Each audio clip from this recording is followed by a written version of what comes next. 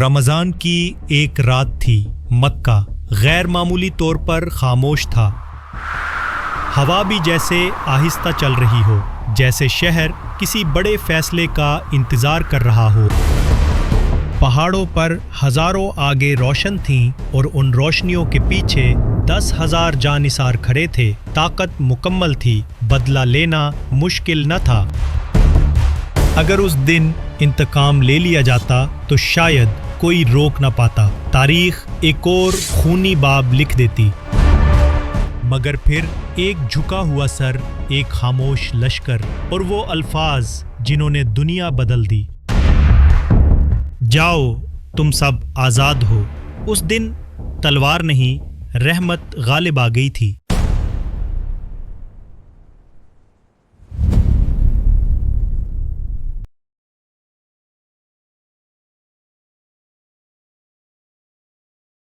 رمضان المبارک کی ایک رات، مکہ مکرمہ خاموش تھا، غیر معمولی طور پر خاموش۔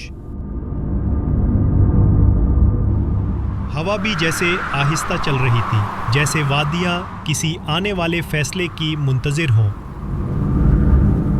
سنہ 8 ہجری، وہی مکہ جہاں آقائے دو جہاں حضرت محمد مصطفیٰ صلی اللہ علیہ وآلہ وسلم کو ستایا گیا، جہاں آپ صلی اللہ علیہ وسلم پر پتھر برسائے گئے، جہاں آپ صلی اللہ علیہ وسلم کو ہجرت پر مجبور کیا گیا۔ آج وہی شہر ایک نئے باب کے دہانے پر کھڑا تھا، لیکن سوال اب بھی زندہ تھا، کیا آج بدلہ لیا جائے گا یا آج دنیا طاقت کی نئی تعریف دیکھے گی؟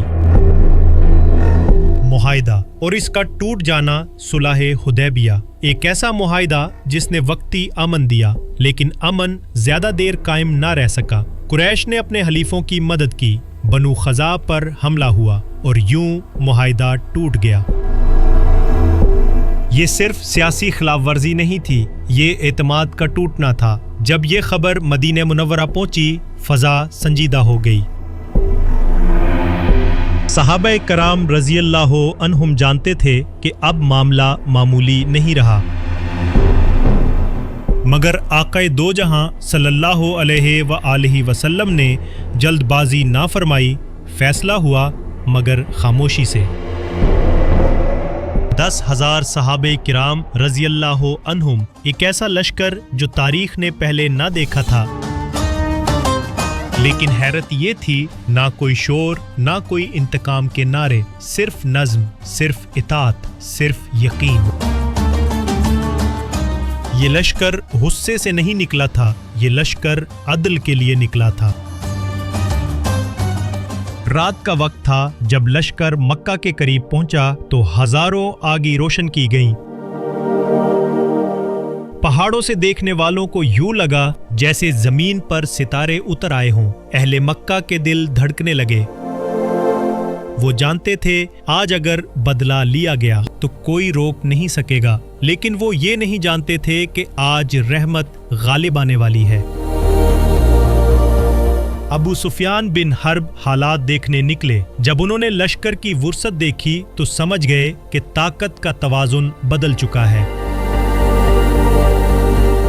انہیں حضور نبی کریم صلی اللہ علیہ وآلہ وسلم کی خدمت میں حاضر کیا گیا۔ چند لمحے، چند جملے، اور تاریخ کا رخ بدل گیا۔ اللہ تعالیٰ نے ان کے دل کو ہدایت عطا فرمائی، انہوں نے اسلام قبول کر لیا۔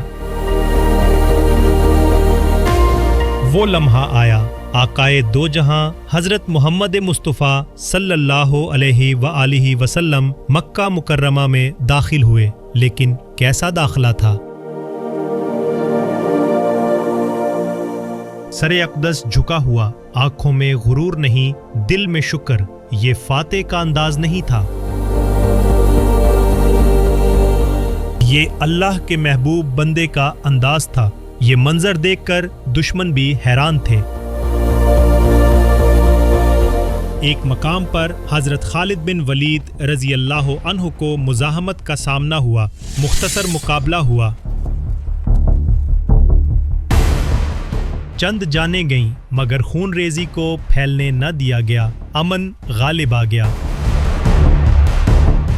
آقائے دو جہاں صلی اللہ علیہ وآلہ وسلم بیت اللہ شریف کی طرف بڑھے۔ کعبہ کے گرد 360 بت، صدیوں کا جاہلی غرور۔ آپ صلی اللہ علیہ وسلم ایک ایک بت گراتے جاتے اور تلاوت فرماتے، جاء الحق وزہق الباطل ان الباطل کان زہقا۔ ہر لفظ ایک اعلان تھا، ہر ضرب ایک پیغام تھا، حق آ چکا تھا، باطل مٹ رہا تھا۔ اذان، تاریخ کی گونج۔ پھر حضور اکرم صلی اللہ علیہ وآلہ وسلم نے فرمایا، حضرت بلال بن رباح رضی اللہ عنہ،